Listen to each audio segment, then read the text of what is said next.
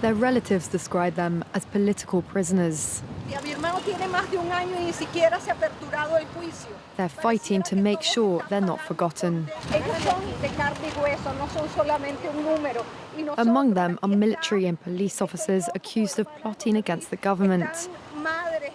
There are also many civilian opponents. This engineer is accused of sabotage. His wife says it's a ridiculous allegation. They accuse Otoniel of being responsible for the national power outage in March. They needed someone to pin the blame on for the power system's failures, and I believe that's why they imprisoned him.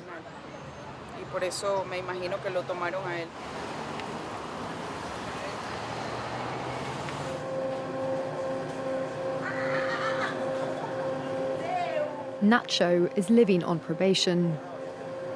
He's forbidden to speak to the press, but he doesn't care. His only crime, he says, is to have protested against the government. His troubles began one night in 2014 when the police raided his laundrette. They came out with black bags. I have no idea what was in them, and they arrested me. That's when the nightmare started. Nacho says the police officers claim to have seized weapons from his laundrette, but he says it was a setup. They showed the press, the media, a table covered with drugs, weapons, ammunition, nails, wire. It was an impressive sight, but none of it was mine. It was on every channel and in every newspaper. Nacho didn't go before a judge, but he spent 11 months in overcrowded Rodeo prison, one of the worst in Venezuela. Anyone can be killed there, for whatever reason. There is no law and order. People's lives are considered worthless. Sometimes there is nothing to eat for 2 or 3 days. I lost 60 kilos. Okay, I was fat, and it's good to lose weight, but not like that. Released on health grounds, Nacho isn't allowed to leave the country. Every month, he has to show up in court. They drip-feed you your freedom, as if to say, okay, you can go back to your life, but... But don't push it. Don't push it.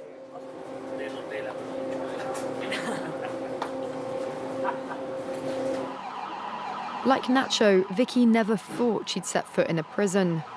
But every weekend she visits her father, Surgeon Jose Alberto Marulanda, at the military jail where he's been held, still maintaining his innocence. They tortured my father to get information. They beat him so much that he became deaf in one ear. They asphyxiated him with plastic bags, threatened to hurt his family and children. Her father is accused of inciting a mutiny. The divorcee had briefly dated a woman who was accused of plotting a coup. But Vicky says his own file is empty.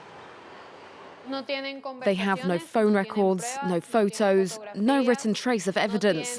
In that whole huge file that implicates a lot of people, there are just 4 lines on my father.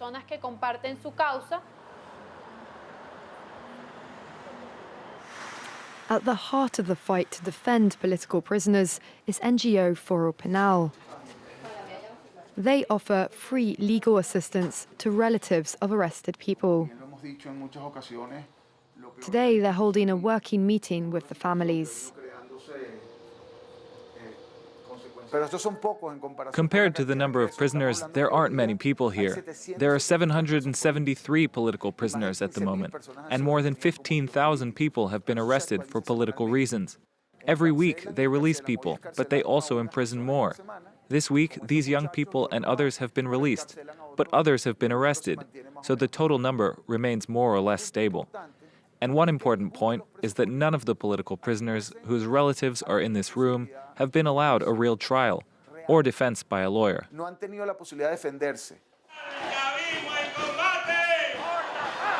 Economic crisis, Western sanctions, calls for uprisings. The Venezuelan government is under pressure and fighting for its survival. Caracas regularly announces that it's foiled a new coup attempt. One of the main leaders of the ruling party, Diosdado Cabello, denies a drift towards repression. Yes, people are arrested here, but they're not political prisoners. They're two different things. They're people who have acknowledged that they wanted to lead a coup, so they should take responsibility for it.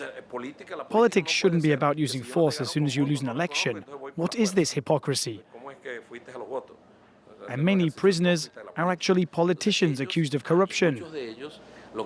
And it's not true either that we torture people. Torture is forbidden here. Commander Chavez restored human rights to Venezuela. It's a claim that many opponents in military prisons like this one contest. At the beginning of July, the UN published a damning report on the human rights situation in Venezuela. A report that the government called biased, full of errors and inaccuracies.